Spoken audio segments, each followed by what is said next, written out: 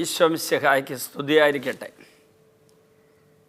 നമ്മൾ പാപത്തെക്കുറിച്ചുള്ള വിശദമായിട്ടുള്ള ചിന്ത പങ്കുവയ്ക്കലിലേക്കാണ് വന്നത്. പാപത്തിൻ്റെ 2 നിർവചനങ്ങൾ ഇതിനു മുമ്പുള്ള ക്ലാസ്സുകളായിട്ട് ഞാൻ അവതരിപ്പിച്ചിരുന്നു.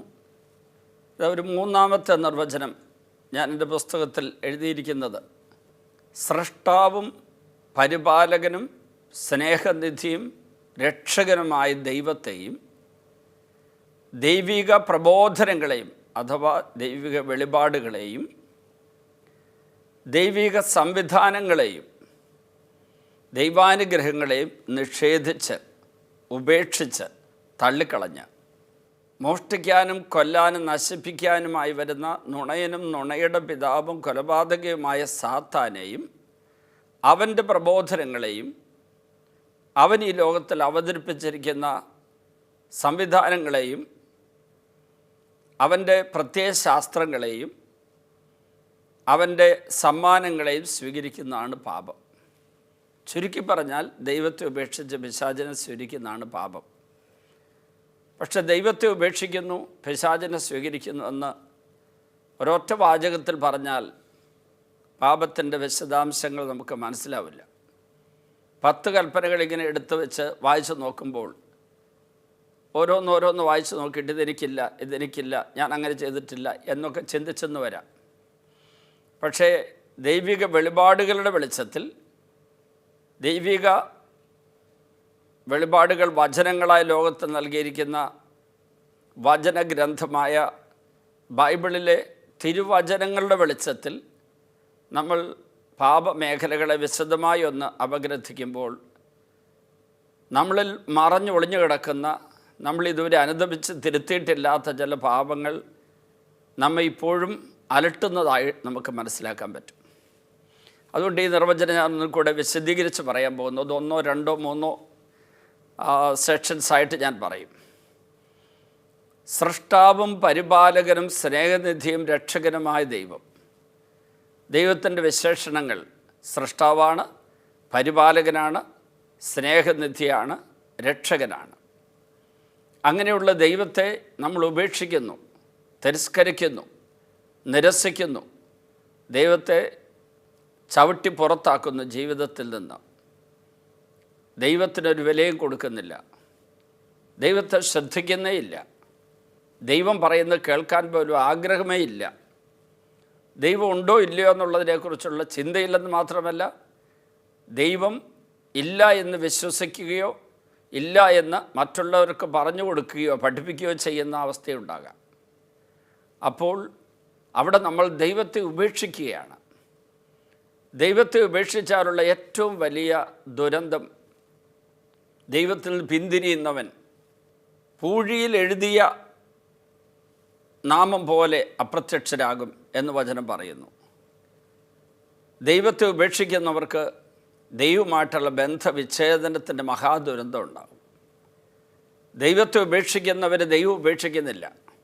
പക്ഷേ ദൈവത്തെ ഉപേക്ഷിക്കുന്നവർക്ക് ദൈവത്തിൽ നിന്ന് കിട്ടേണ്ട ദൈവകൃപ, വരപ്രസാദം, അഭിഷേകത്തിൻ്റെ അടിസ്ഥാനമായ ദൈവസാന്നിധ്യം അത് കിട്ടാതെ വരുമ്പോൾ ആ വ്യക്തി ദൈവകൃപയുടെ അഭാവത്തിൽ വലിയ ദുരന്തങ്ങളിലേക്കും ആത്മനാശത്തിലേക്കും അധപതിക്കും, നിബദിക്കും. ദൈവത്തെ ഉപേക്ഷിക്കുന്നു എന്ന് പറഞ്ഞാൽ പിശാചിനെ സ്വീകരിക്കുന്നു എന്നാണ് അർത്ഥം. അതുകൊണ്ട് 1ാം ഭാഗം സൃഷ്ടാവും പരിപാലകനും സ്നേഹനിധിയും രക്ഷകനുമായ ദൈവത്തെ. അതിൻ്റെ 2ാം ഭാഗം ദൈവിക വെളിപാടുകളെ, ദൈവം നൽകിയിരിക്കുന്ന ദൈവിക വെളിപാടുകൾ ദൈവിക പ്രബോധനങ്ങളായി നമുക്ക് ലഭിച്ചിട്ടുണ്ട്. അത് വചനഗ്രന്ഥത്തിലൂടെയാണ് കിട്ടിയത്. ആ വചനഗ്രന്ഥം നമുക്ക് നൽകുന്നത് തിരുസഭയാണ്. സഭയിലൂടെ ഈ ലോകത്തിൽ അവതരിപ്പിക്കപ്പെട്ടു. പഴയ നിയമസഭയിലൂടെയും അബ്രാഹാം മുതൽ ഈശോയുടെ കാലഘട്ടം വരെയുള്ള പഴയ നിയമസഭ, അതിനുശേഷം യേശുവിൻ്റെ കാലഘട്ടം മുതൽ ഇപ്പോൾ വരെയുള്ള പുതിയ നിയമസഭ അഥവാ തിരുസഭ. ഈ സഭയിലൂടെയാണ് നമുക്ക് തിരുവചന ഗ്രന്ഥമായ ബൈബിൾ കിട്ടിയിരിക്കുന്നത്. ആ ബൈബിളിലെ തിരുവചനങ്ങൾ നമ്മുടെ ആത്മാവിൻ്റെ ഭക്ഷണമായി, ജീവിതത്തിൻ്റെ മാർഗദർശനങ്ങളായി, മുന്നോട്ട് നയിക്കുന്ന വഴിചൂണ്ടികളായി കർത്താവ് നമ്മുടെ മുമ്പിൽ വച്ചിരിക്കുന്നതാണ്. അപ്പോൾ ദൈവിക പ്രബോധനങ്ങളെ നിഷേധിക്കുന്നു. ഒരിക്കൽ ഈ മുരുകൂർ ധ്യാന കേന്ദ്രത്തിൽ ഒരാൾ അവരുടെ കുടുംബ പ്രശ്നങ്ങൾ പരിഹരിക്കാൻ വേണ്ടി, ഒരാളല്ല 5 പേര്, 5 പുരുഷന്മാരാണ്, കുടുംബ പ്രശ്നങ്ങൾ പരിഹരിക്കാൻ വേണ്ടി അവിടെ കയറി വന്നു. ആദ്യം എന്നോട് ചോദിച്ചത് നാക്യമ്പറമ്പിലച്ഛനാണോ എന്നാണ്. ഞാൻ അല്ലെന്ന് പറഞ്ഞു അച്ഛൻ്റെ പേരെന്താണ്? അപ്പം ഞാൻ പറഞ്ഞു മാത്യു ഇലവുങ്കൽ എന്നാണ് എൻ്റെ പേര്. അപ്പോൾ ചോദിച്ചു നാക്യമ്പറമ്പിലച്ഛൻ ഇവിടെ ഉണ്ടോ? ഞാൻ പറഞ്ഞു ഇല്ല. പിന്നെ ശക്തിയുള്ള അച്ഛൻ ആരാ ഉള്ളതെന്ന് ചോദിച്ചു. ഞാൻ ചോദിച്ചു എന്താ ഉദ്ദേശിക്കുന്നത്? അപ്പോൾ എന്നോട് പറഞ്ഞു ഞങ്ങൾക്കൊരു പ്രശ്നമുണ്ട്, അത് പരിഹരിക്കാൻ വേണ്ടി ഞങ്ങളുടെ വീട് വരെ ഒന്ന് വരണം. ഞാൻ പറഞ്ഞു നിങ്ങളുടെ വീട്ടിൽ വന്ന് നിങ്ങളുടെ പ്രശ്നം പരിഹരിക്കാനുള്ള ശക്തിയുള്ള ആരും തന്നെ ഇപ്പം ഞങ്ങളുടെ ഡിവൈൻ ധ്യാന കേന്ദ്രത്തിലില്ല. അങ്ങനെയാണെങ്കിൽ അച്ഛൻ വരാമെന്ന് ചോദിച്ചു. അപ്പോൾ ഞാൻ പറഞ്ഞല്ലോ നിങ്ങളുടെ വീട്ടിൽ വന്ന് നിങ്ങളുടെ കുടുംബ പ്രശ്നം പരിഹരിക്കാൻ പറ്റിയ ശക്തിയുള്ള ആരുമില്ല. കാരണം ഇവർക്കൊരു കാര്യം എനിക്ക് മനസ്സിലായി, ഈ ധ്യാന കേന്ദ്രത്തിൽ നിന്ന് 10 കിലോമീറ്ററുകൾക്കുള്ളിലുള്ള ഒരു സ്ഥലത്താണ് ഇവരുടെ വീട്. ഇതുവരെ മുരുങ്ങൂർ ധ്യാന കേന്ദ്രത്തിൽ അവർ കാലുകുത്തിയിട്ടില്ല. അവരിതുവരെ ഒരു ധ്യാനം പോലും കൂടിയിട്ടില്ല. അവരുടെ ഇടവകയിൽ ഞാൻ ധ്യാനിപ്പിച്ചിട്ടുണ്ട്. അവരുടെ ഇടവകയിൽ പോപ്പൽ മിഷൻ ധ്യാനം നടന്നിട്ടുണ്ട്. ഞാൻ ചോദിച്ചു നിങ്ങളിവിടെ ധ്യാനം കൂടിയിട്ടുണ്ടോ? അപ്പോൾ വളരെ ഉറക്കെ അവരെല്ലാവരും കൂടി ഒരേ സ്വരത്തിൽ പറഞ്ഞു ഇല്ല. അപ്പം ഞാൻ ചോദിച്ചു നിങ്ങൾ ഈ ധ്യാന കേന്ദ്രത്തിൽ ആദ്യമായിട്ട് കാലുകുത്തുന്നതാണോ? അതെ. അപ്പം ഞാൻ ചോദിച്ചു നിങ്ങളുടെ ഇടവകയിൽ ഒരു ധ്യാനം ഞാൻ നടത്തിയിരുന്നു, അതിൽ നിങ്ങൾ പങ്കെടുത്തോ? ഇല്ല.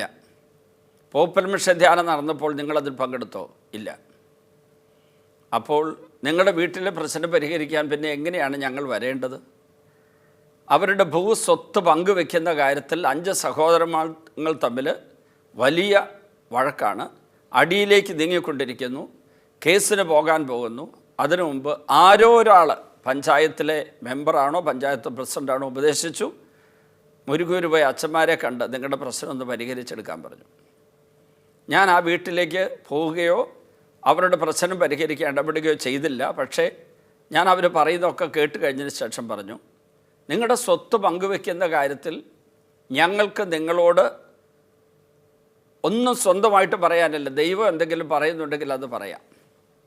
എന്നിട്ട് ഞാൻ കൂട്ടിച്ചേർത്തു ദൈവം നിങ്ങളോട്, അതിൽ ഏറ്റവും മൂത്ത ആൾക്കൊരു 60 വയസ്സായിട്ടുണ്ടാകും, 60-70 വയസ്സായിട്ടുണ്ട്, ഒരു 30-70 ഇടയ്ക്ക് പ്രായമുള്ളവരാണ്. ഇതുവരെ ദൈവത്തിൻ്റെ ഒരു വചനം പോലും കേൾക്കാതെ ഒരു ധ്യാനം പോലും കൂടാതെ ഇരിക്കുന്ന ഇവരോട് ഞങ്ങൾ എന്താണ് പറയേണ്ടത്? അതിലൊരാൾ ഉടനെ പറഞ്ഞു ഞങ്ങൾക്ക് അങ്ങനെ ദൈവത്തിൽ വിശ്വാസമൊന്നുമില്ലെന്ന് പറഞ്ഞു. അപ്പോൾ ഞാൻ ചോദിച്ചു ദൈവത്തിൽ വിശ്വാസം അല്ലെങ്കിൽ പിന്നെ ദൈവ ശുശ്രൂഷകരായ ഞങ്ങളിൽ എങ്ങനെ വിശ്വാസം ഉണ്ടായി? അത് പഞ്ചായത്ത് മെമ്പർ പറഞ്ഞതുകൊണ്ട്, അല്ലെ പ്രസിഡൻ്റാണോ അത് ഞാൻ ഓർക്കുന്നില്ല, അവർ പറഞ്ഞതുകൊണ്ട് വന്നതാണ്. അപ്പോൾ ഞങ്ങൾക്ക് പോലീസ് അധികാരമില്ല, പട്ടാള ശക്തിയില്ല, കോടതിയുടെ പ്രത്യേകമായ പിൻബലവും ഞങ്ങളുടെ കൂടെയില്ല. ഞങ്ങൾക്കുള്ള ധാർമ്മിക ശക്തിയാണ്, അത് ആത്മീയ ശക്തിയാണ്, അത് വചനത്തിൻ്റെ അടിസ്ഥാനത്തിൽ തിരുസഭ നൽകിയ പൗരോഹിത്യ അധികാരത്തിൻ്റെ കൂടെ കിട്ടിയിരിക്കുന്ന ഒരു ആത്മീയ ധാർമ്മിക ശക്തിയാണ്. അത് നിങ്ങളുടെ മേൽ ഞങ്ങൾക്ക് ഉണ്ടാകണമെങ്കിൽ ആദ്യം തന്നെ നിങ്ങൾ ദൈവത്തിൻ്റെ സ്വരം കേൾക്കുന്നവരും ദൈവം തിരികെതും അറിയുന്നവരുമാകണം. അങ്ങനെ ദൈവസ്വരവും ദൈവത്തിൻ്റെ തിരികെതും അറിയാനായിട്ട് ദൈവത്തിൻ്റെ വചനങ്ങൾ വായിക്കുകയോ കേൾക്കുകയോ അല്ലെങ്കിൽ ആചരെങ്കിലും വ്യാഖ്യാനിച്ചു തരുമ്പോൾ അത് ശ്രവിക്കുകയോ ചെയ്യണ്ടേ? അവർ പറഞ്ഞു അങ്ങനെ ഞങ്ങളെ വീണ്ടും വിശ്വാസികളാക്കിയിട്ട് ഞങ്ങളുടെ പ്രശ്നം പരിഹരിക്കാൻ അച്ഛൻ വരേണ്ടതില്ല എന്ന് പറഞ്ഞ് ദേഷ്യപ്പെട്ടിറങ്ങിപ്പോയി. അവർ ദൈവത്തെ നിഷേധിച്ചു. അതിൻ്റെ ഫലമായി ദൈവിക വെളിപാടുകളെ, ദൈവിക പ്രബോധനങ്ങളെ നിഷേധിച്ചു. ഇപ്പോൾ അവരുടെ ഭൗതികമായൊരു പ്രശ്നം പരിഹരിക്കാൻ വേണ്ടി അവർ ദൈവത്തെങ്കിലേക്ക് തിരിച്ചു വരികയല്ല, അനുതപിച്ച് മാനസാന്തരപ്പെട്ട് ദൈവത്തിലേക്ക് എന്തെന്നറിയാൻ വേണ്ടി ദൈവത്തിന് മുമ്പിൽ പ്രാർത്ഥിക്കുകയോ കാത്തിരിക്കുകയോ അല്ല ചെയ്യുന്നത്. പ്രത്യുത അങ്ങനെ മാനുഷികമായ എന്തെങ്കിലും കഴിവ് കൊണ്ടോ അല്ലെങ്കിൽ എൻ്റെ ഒരു സ്ഥാനം കൊണ്ടോ എനിക്ക് അവരുടെ പ്രശ്നത്തിൽ ഇടപെടാൻ പറ്റില്ല.